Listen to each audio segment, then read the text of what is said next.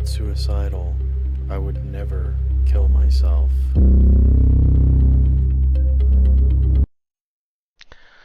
Alrighty then. Let's talk about free speech. So, in this country, there are now social consequences for saying certain words. Um, there are now um, people. There's a group of people that if you have certain opinions that don't align with the other side, they are going to contact your workplace. They are going to contact your family in an unfriendly manner. They're going to dox you. They may send uh, the SWAT team through your door claiming that you've got child porn or drugs in the house.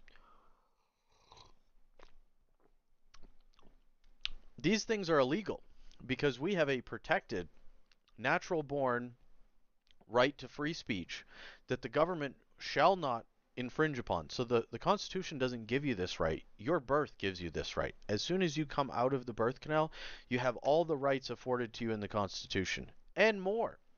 But the ones that are protected from government infringement are the ones that are covered under the Constitution. So let's talk about what things aren't allowed under free speech and why I agree with only two things being banned in the United States. Those two things are you should not be able to stand up and incite panic in a public space. So I should not be allowed to stand up in a crowded theater and yell fire or any other sort of alarming words that could make everyone around me, he's got a gun, bomb, any of those words, not allowed. People could get trampled. You've got police response coming. It's just nonsense. Free speech should not be allowed to create panic and terrorism verbally in public spaces. Completely agree with that. Secondly, inciting violence against a person or target should not be allowed. You are using your speech, if you're standing on the soapbox in the public square or on the internet saying, cause this person harm, they are bad, go get them. Even if you're saying go get them non-violently. If you're saying go get them, you are inciting violence and you have lost control. If the people that listen to you go do this, you've lost control. You're not a leader. You're just sending a missile towards something and then going and having a sandwich. Shouldn't be allowed to do either of those things. Threaten someone's life to the point where you could be actually depriving them of their life. That should not ever be protected. And panic in a public place. However, as we can see on the screen, you've also got defamation, fraud, obscenity, child pornography, fighting words, and threats. So let's go through each one. Incitement, we're going to say incitement covers, that's the valid entry. That covers both material harm toward a person or target, or, as in taking their life, or public incitement of panic.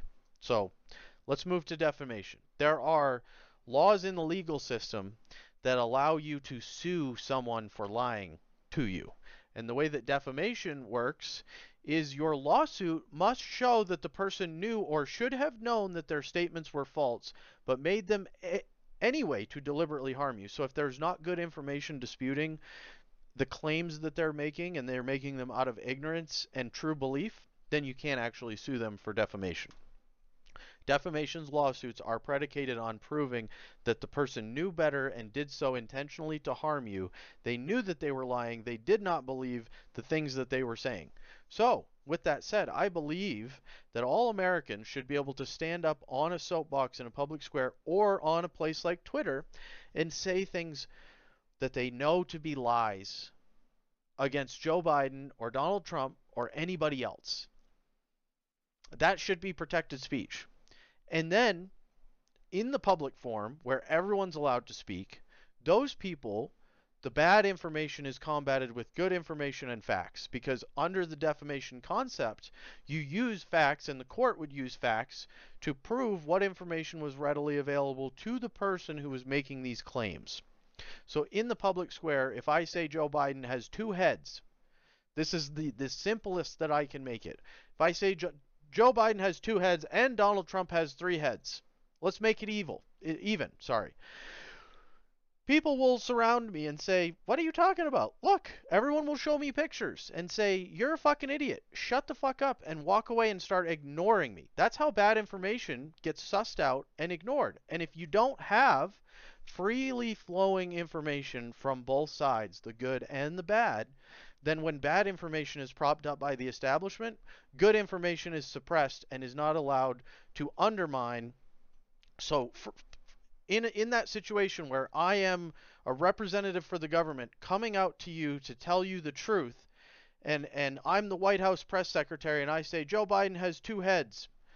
Any questions? And the media is silent. And so, oh, okay, that's what the establishment is telling us. We better not question it because these are the facts. No, that is bad information, and you are now scared to speak against the establishment and undermine said bad information because of social consequences, because you know that people are going to see you on the internet saying, wait a minute, Joe Biden's got one head.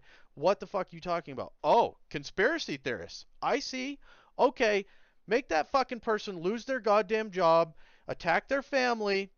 That should be against free speech. That should not be allowed, but it is. You see people online demanding material harm come to this person. Yeah, you're not depriving them of their life, but if you deprive them of their job and thus deprive them of having food and thus starve them to death and kick them outside of society and shun them to the point where they're out in the woods starving and alone because no one will talk to them, no one will help them, and no one will hire them, then have you not killed this person through your speech? And if they had any resources left, could they not come after you and sue you for damages if they knew who you were? Because you're just cowards. You're just a mob of cowards that are attacking people for trying to speak, for trying to say, hey, reality is over here. And you're telling me this and causing me to have consequences if I try and bring up reality.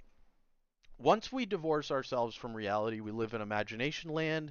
We demand that people treat us a certain way, even though that can't be perceived. I can't perceive the way you want me to treat you.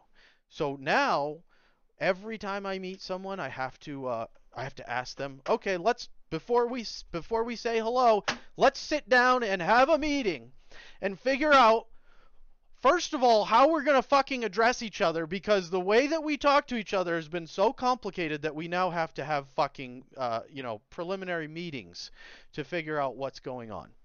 Okay, so what should I call you? It used to be, oh, hi, what's your name? Oh, my name is this. Okay, now we can get to business. No, now it's like, what's your name? What's your pronouns? What's this? Are you a human, or do you identify as a fox? Like, how deep do we have to go? Your race looks to be this, but are you identifying as black today? Are you identifying as Chinese today? Uh, we can go as far as you want. Are you on this planet? What space do you identify as being part of? Are we speaking Klingon? I mean, why? Why not just keep it simple? Why not make it so that human beings, can engage each other without offense, without starting from a position of offense, without starting with such a defensive, like, fuck you and fuck the whole world. I'm here to bulldoze you into doing what I want, and I'm giving you no respect, but I'm demanding all the respect from you. How does that make any sense? You earn respect from people by interfacing with them in a civil manner. You don't demand that people respect you and expect that that is the way that the world works, unless you are a psychopath. No, actually, sociopath. Sociopath is the one that has no compassion for their fellow man. They think that they're the only important person in the world.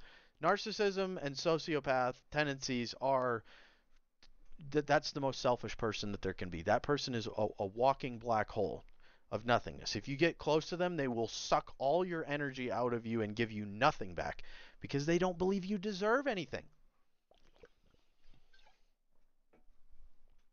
Fraud. Fraud and defamation.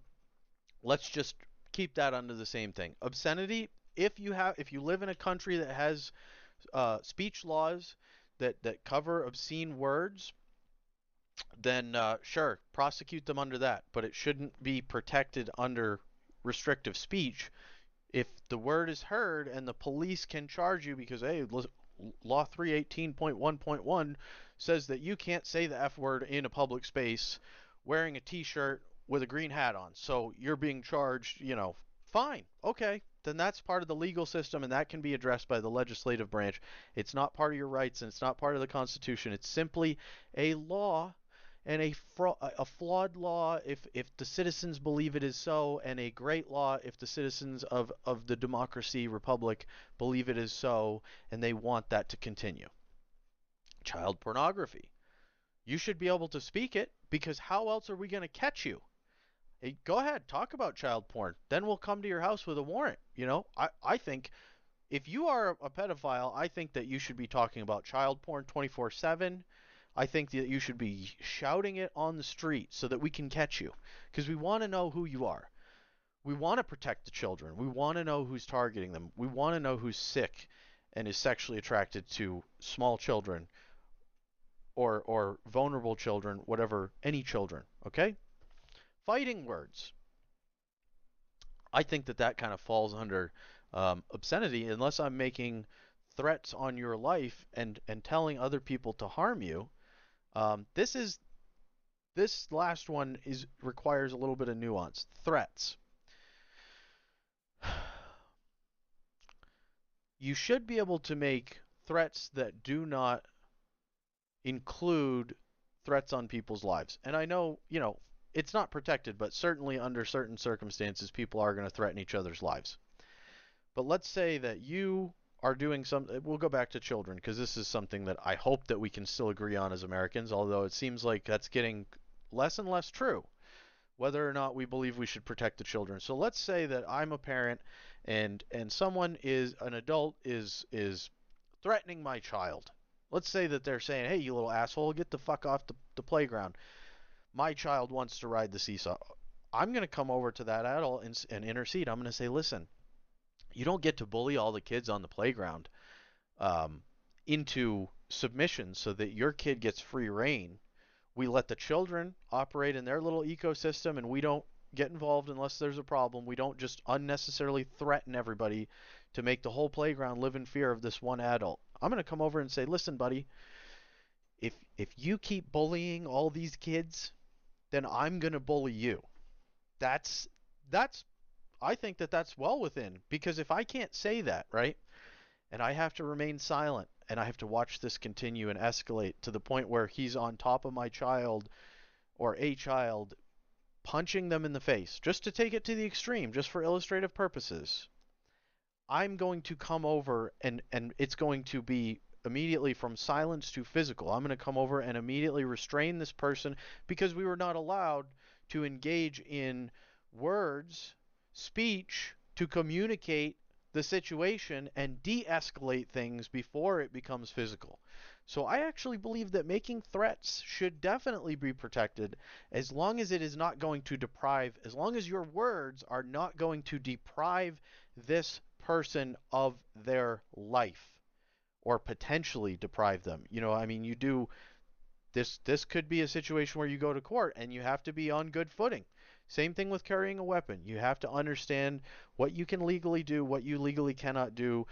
The escalation of force needs to be applied. And if you don't use that ladder and you just somebody steps on your shoe and you pull out your gun and shoot them, that's obviously not using the escalation of force ladder, right? Verbal is where we start.